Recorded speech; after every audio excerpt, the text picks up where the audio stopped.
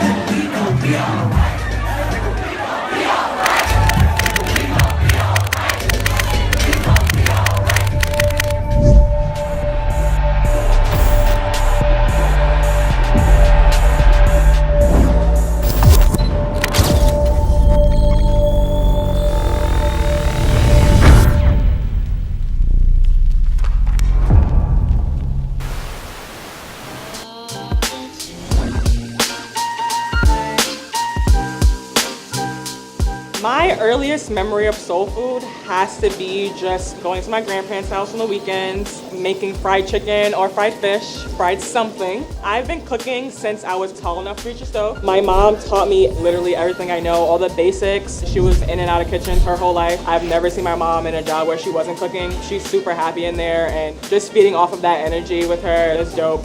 You know, I get the same feelings when I'm cooking, just like her. I've been trained to cook a lot of different kinds of cuisines, and they're all good, but this just has my heart. My name is Ashley Faulkner. I am the co-owner of Bucktown here on the west side of Providence.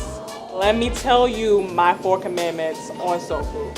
1, brining chicken is a must for fried chicken. It will be dry and tasteless if you don't. Please do it, you'll thank me later.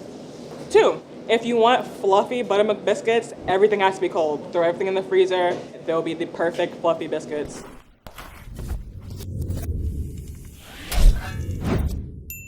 3, if you want to cut the tang out of your collards, just add a little bit of brown sugar. It rounds everything out and it'll be delicious. 4, there's a difference between mac and cheese and baked mac and cheese. Southern mac and cheese is baked mac and cheese. It is not Southern mac and cheese if you pick it up and it falls right off of the spoon. It should be together, have the nice gooey, bubbly layer of cheese on top, not runny.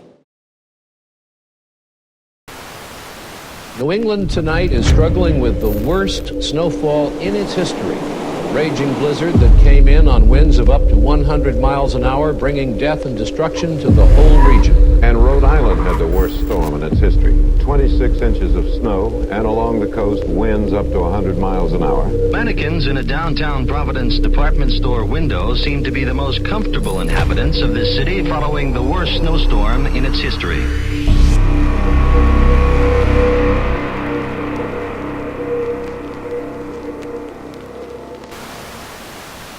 You've reached Stay Silent. Please leave a message. I'm going to tell the story of when Obama first got elected. It's November 2008. I'm like 29, 28 years old, living on my own. I'm just watching the elections, watching the returns. He takes all of the East Coast. He takes South Carolina. He takes, I think, Pennsylvania.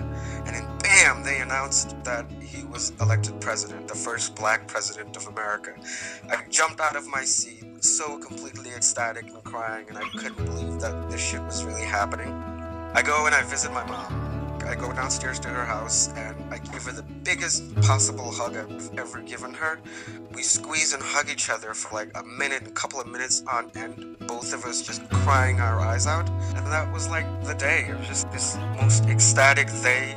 You know what it's like to be black. 400 years, like reggae music tells you what it's like. Plantation slavery system, gospel music talks about that. Jim Crow civil rights, R&B tells us about that. We all have our own history, like all my harassment by Pawtucket cops, all the stupid dick jokes by white people when I'm around them. Just all this shit that makes you feel excluded. And this day happened, and I couldn't believe that this guy did it.